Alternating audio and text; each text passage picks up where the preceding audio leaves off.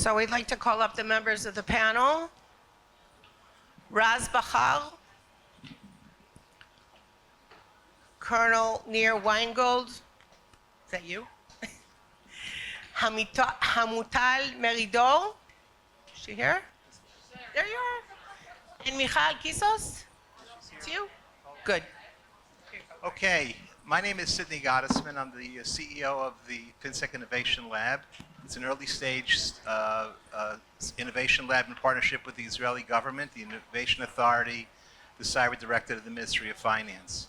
I'm really excited to be here because this is a topic that explicitly covers the war, tech, and resilience. It's a topic that touches on our common love of country, our people, and our profession, and the intersection of all of those.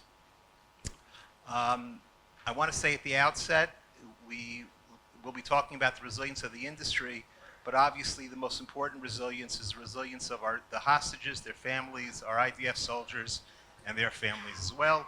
Let's give them a round of applause.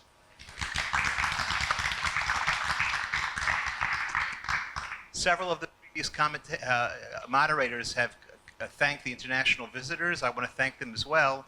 But more importantly, as an Oleh Chadash, I want to encourage those that can to come to Israel permanently as Olim Chadashim. Don't just come for a visit, come for good. Okay, with that, I'd like to ask my panelists to introduce themselves.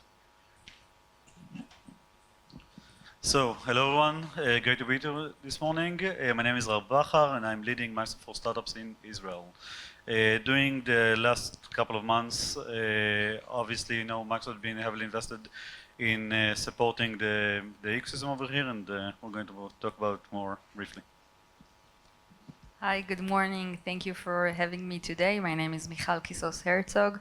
I'm running Poalim Tech, which is the tech division of Poalim, so we'll talk about it when it comes to resilience.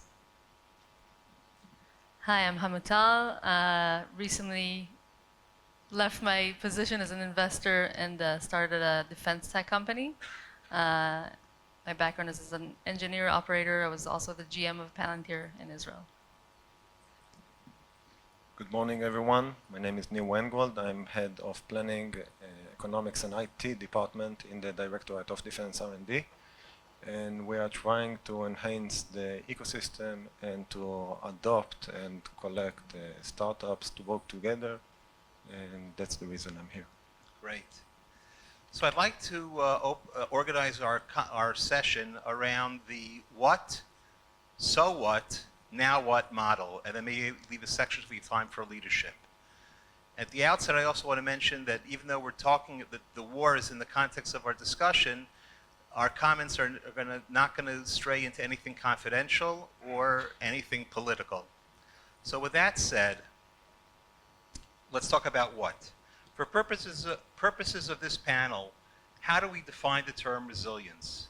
Or another related question, do we consider the Israeli tech ecosystem in light of October 7th to be resilient or not? Michal, I know you have some thoughts on this, and I know maybe you could start the conversation with your comments about what resilience at scale means. You said resilience at scale because we talked about it, right? Yes. When you come into Poalim Tech offices, like on the wall, there is a saying, and it says, resilience at scale. And I'll refer to it. I think the Israeli tech has suffered from not just October 7. In the last 2 years, we had inflation, like the perfect storm, interest rates, the reform, we said we're not be political, so sorry for using the word reform, and also the war, and it just, you know, keeps on going, and you're asking yourself, okay, when will it stop? Because when you speak about resilient is it's the ability to adapt, right? But we keep adapting all the time. Like we keep trying to see what's happening, what's changing, and how to adapt to it. And the question up to when can we do it? Because the Israeli tech showed that it's very resilient. and it's very resilient because a lot of reasons. But we have to understand that it cannot be, you know, like this forever. We have to do a lot of things. So I really like this panel because we have Nir from you know, I'll give you the honor to be the army and the state together, right? And we have Hamutal, that she's also have the vintage background, but she's also an entrepreneur, and Raz, like an international company. But in order for us to be really resilient, we have to do a lot of things. We can't only, Israel can't only, you know, base itself on cyber or fintech. We have to look at another subjects of tech. We have to, you know, me specifically, I like to talk about ag tech and climate tech and those kind of tech. Like really, my opinion that Israel has to be like in the infrastructure of humanity. I know it sounds like big, right? But if like in the future we can't drink water without the state of Israel, then I think we made it. And I think we can do it, not just with water. I think we can do it with a lot of things, and we have that. But in order to do that, it's not only the tech, it's not only the entrepreneurs, it's not only the VCs. We need the country of Israel to do more. And it means to do more in education, in money, in budgets, in a lot of things. So that's like a long answer to a short question. Big ambition. We're already on the way with many inventions and more punch above our weight in Nobel Prizes. So we're certainly right, but we have to do more. Okay. And it's not only the private sector. We have to bring the public sector to do that. Okay, Raz? So I'll divide it actually into two different sections. So one of them is like the business resilience, and then also like the entrepreneurship culture resilience, right? And I think that one of the things that we've seen on the business side is that the more mature companies actually realized really fast the situation with regards to how it's going to impact them, whether it be, you know, term sheets that are going to get pulled away. You know, I've talked to founders that had talent that suddenly, you know, decided to either to leave or to stop recruiting processes. Customers that suddenly question the fact that, like, why should we, you know, if we have two SaaS products, for example, and one of them from Israel, there's some risk on that. Like, they actually took it into consideration, and we've actually seen founders and startups responding to that, and actually, whether it be in building best practices between them, sharing knowledge, going out and seeking the right advice at the right time. So again, they've took those proactive actions to still understand how to operate in these conditions, and most of them, you know, are still kind of pushing forward and managed to grow within this operation. And then for the other side, I think from the more cultural side, you know, the perspective that I have at least is a lot of that is driven by the startup program that Microsoft has, the Founders Hub, which is basically a platform that even a founder with an idea can get on board and get credits and tools, right? And we've seen almost like more than 500 entrepreneurs, okay, and I definitely call them entrepreneurs because some of them were even like projects that were part of the you know, part of the situation and challenges that the situation imposed us. And we've seen a huge amount of initiatives that were driven by founders and entrepreneurs that are looking to support, you know, the civilian population, the kitot konenut, the Preparation. yeah. So, you know, a lot of the different initiatives, and obviously a lot of them also had let's say military purposes as well.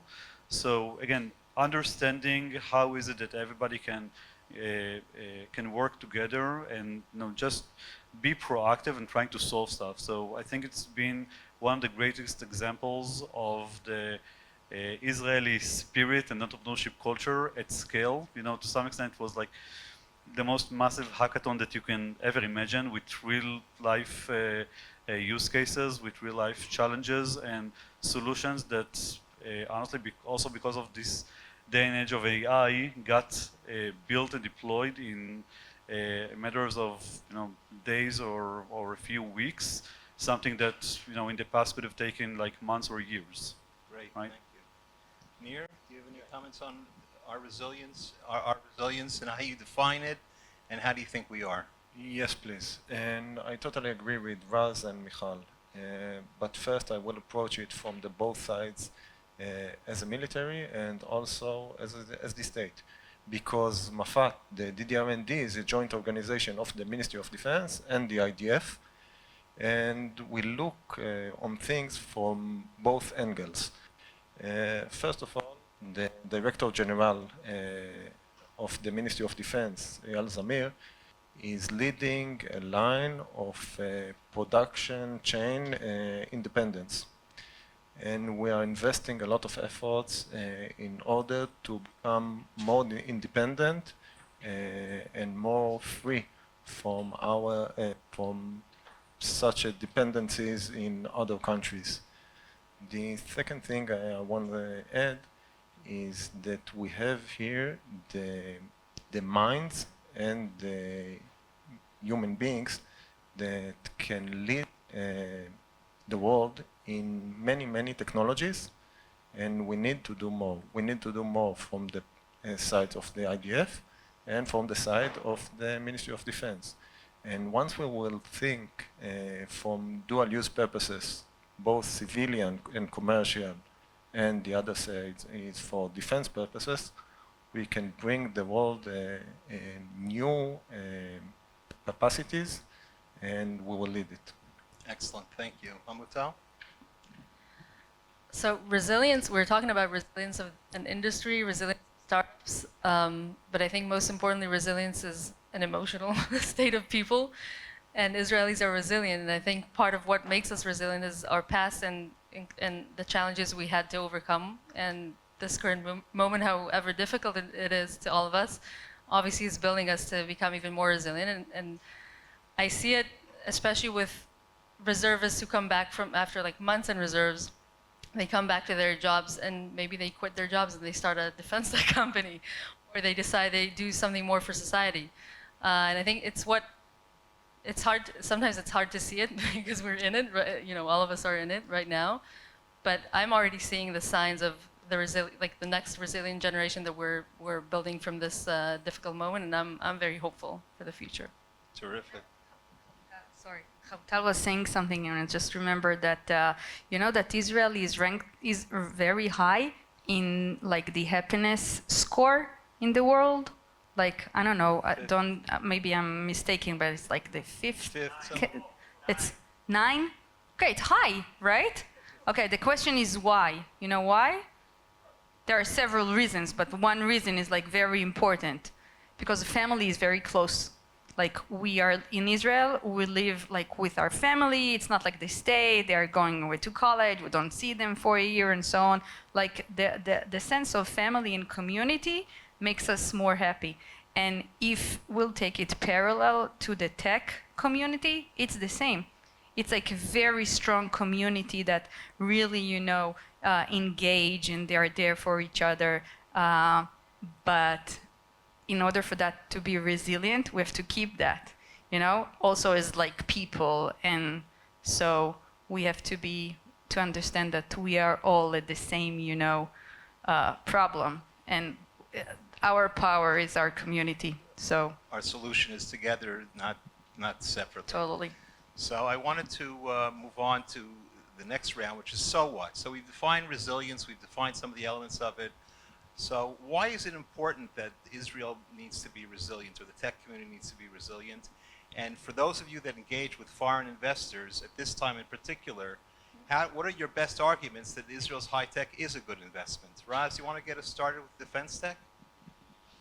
Sure. So I think, again, like similarly to the necessity that we have over here, right? Like that's the main driver for foreign companies, foreign investors to actually look at Israel as a sitting ground for all of this technology, right? In the end, It's hard to say, but like the geopolitical situation across the world is creating a situation in which governments are injecting huge amount of money towards that vertical. There are real life problems that needs to be solved, and again, I think between what's going on in Israel and in other parts of the world, these necessities actually lead to innovation and eventually also create this thing that Neil also mentioned around that dual use case, right? So we're already seeing how things that were originally developed for, like even for the situation that we have right now, are already kind of transitioning to have some sort of a civilian use case, and those, I'm optimistic in that side that between the many projects that were incubated during the last year, there's going to be, high amount of companies that are going to get founded because of that. Great. Nir, do you want to cover why you think it's important for Israel to have a high-tech resilient? Yeah, of course. Alongside resilience, I think we need to mention robustness. Our capacity to adopt and change and to fit ourselves to the new situation. We grew from the turmoil, and we keep on changing every time. We do it without stop, and the ecosystem here is very resilient and it's very robustness. We show it every time. The Israeli high-tech delivers, and we will keep on doing it because we don't have any other choice, any other option. It's like what Golda Meir said, we have a secret weapon, we have nowhere else to go. Exactly. Hamutal, when you're starting a new startup, when you talk to foreign investors, if you do, what would your best argument be that Israel's high-tech community is a good investment? I will say it didn't feel like they needed convincing. They were all over the. No, they're all over the ecosystem, not specifically only our startup, but so specifically in defense tech, it's very obvious to the world there's a huge need. The geopolitics. Some would argue we're already in the Third World War, me included. We can talk about that later. It's very obvious the defense spend is growing rapidly. Also in the U.S., but more interesting, I think, in Europe, which is now realized for the first time they have to defend themselves because I don't know if Trump is going to get elected, but he already declared he's not going to give the money, and so they doubled their defense spend this year, and it's only continuing to grow. So the world is realizing we're headed to a decade or more of instability, and wants to defend or is investing in defense. It's clear to everyone the highest density of talent in defense tech specifically is in Israel, and obviously we have all of our engineers. Most of them go through the military. A lot of them are specifically trained in programs like Talpiot and others to be the best in R&D for the army, and Nir knows this better than I do. So it's clear we have a thriving ecosystem. We know how to develop technology that is export-first mindset, so it's obvious we can use, and we have an active battlefield that we can actually, test and deploy things to the battlefield in no time. And so it's obvious that things are going to be developed over the next, hopefully we're not still in war in the next few months, but they are going to be developed and deployed and tested and then can be exported out. And so at my previous role, I was a partner at Vintage. Vintage is a fund of funds that invest in American funds, like Andreessen Horowitz, General Catalyst, Lightspeed. These are all funds that already started practices around defense tech in the past 2 years because they saw this coming, and they started investing in the U.S. And I was always asking the question, why are they investing in the U.S.? It's so obvious it has to be here. But the truth is the talent in Israel was not going to defense. They were going to cyber, they were going to enterprise SaaS. And I think what changed now, and that's why they're all over Israel right now, the American investors, is after October 7, no one is going back, or not no one, but a lot of people who were doing other things before now are very purpose-driven and mission-driven, and they want to build to protect the West, basically, which is what America is also interested in. So I think it's kind of a no-brainer. They're here and they're investing. Great. Michal? I think it's a very complex answer. I see myself as an optimistic person most of the time. Ifat said that today she's optimistic specifically, but I'm the optimist. Good mood, sure. But I'm like, I think I'm optimistic most of the time because when I look at the history of our people, like thousands of years, I think we'll overcome what we're dealing now. But we still need to understand that we're not in a simple situation and it's not a clear cut because investors want stability and we are not living in a stable place. They want to know, they want things to be clear and stable, and here everything is changing all the time, and it affects some of the decisions because if they have the same, I don't know, AI company or cyber company or a cloud company or whatever, any SaaS or whatever, and they need to say, okay, will I put my money here on the Israeli team or the French team or the German or the Netherlands, and if it's the same thing and things are here are not so stable, I think the answer is clear. The second part of my answer is that we have to make sure that the talent that Hamutal spoke about will stay in Israel. Because if people will feel they do not have future and good future in Israel, they will leave. So we need to understand that we need to bring more people to Israel, and we have to give people a reason to stay in Israel. Because life in Israel are good, right? We have to make sure it will continue to be as good as it is, I don't know. And continue to be. Okay, last round, we got to go quickly. Now what? So what are you involved with to improve the resilience of Israel's high-tech ecosystem? That's part one. And part two, at the outset of the war, it's actually the title of the conference, Israel delivers no matter what. What can we all do now? Nir, do you want to start with defense? Yeah, I can start with Inoffense.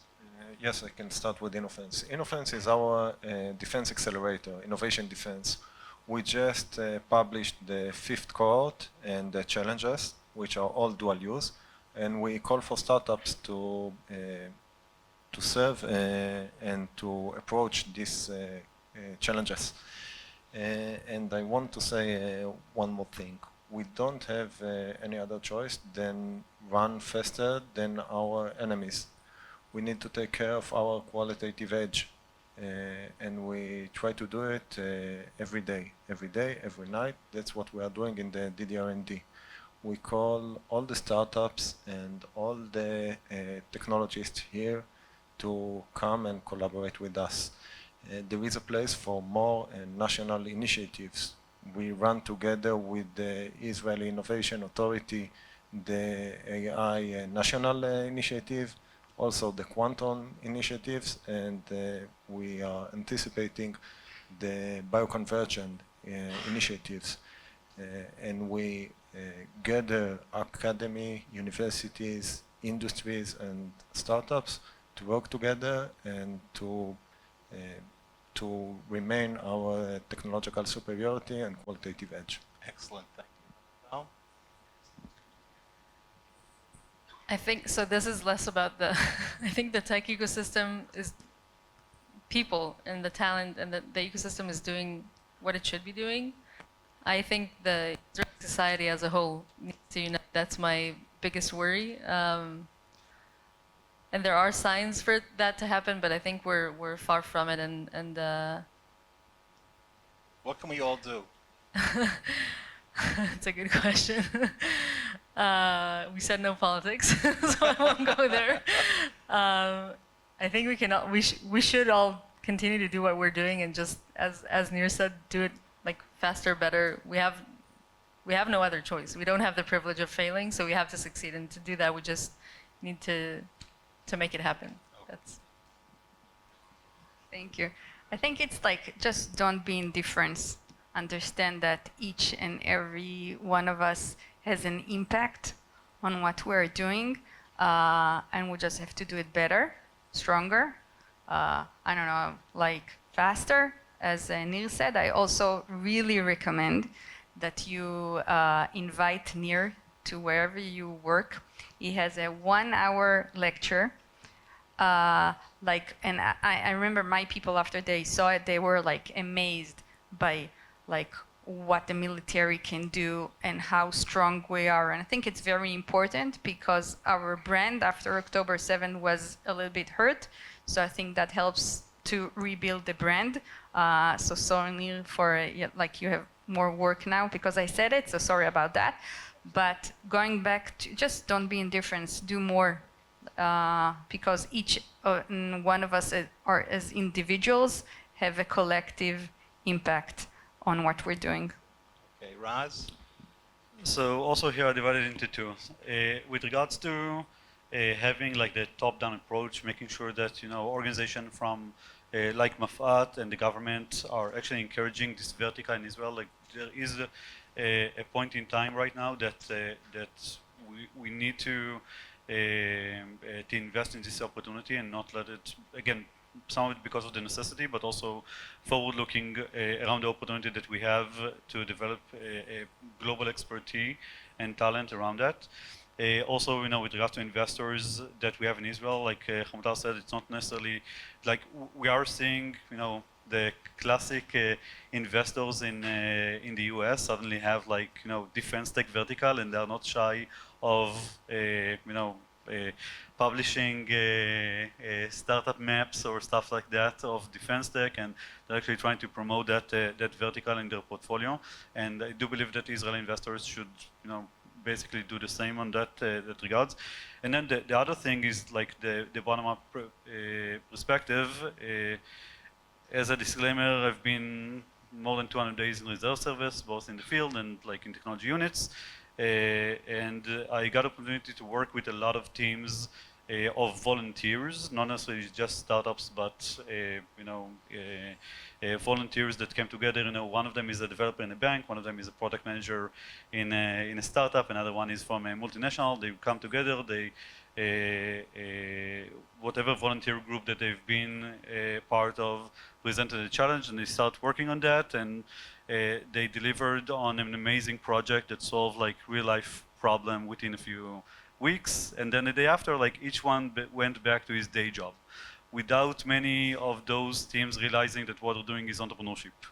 And I do think that there's been a huge amount of entrepreneurs that, people that stepped into that entrepreneurship world for the first time without even realizing that. And our ability also, to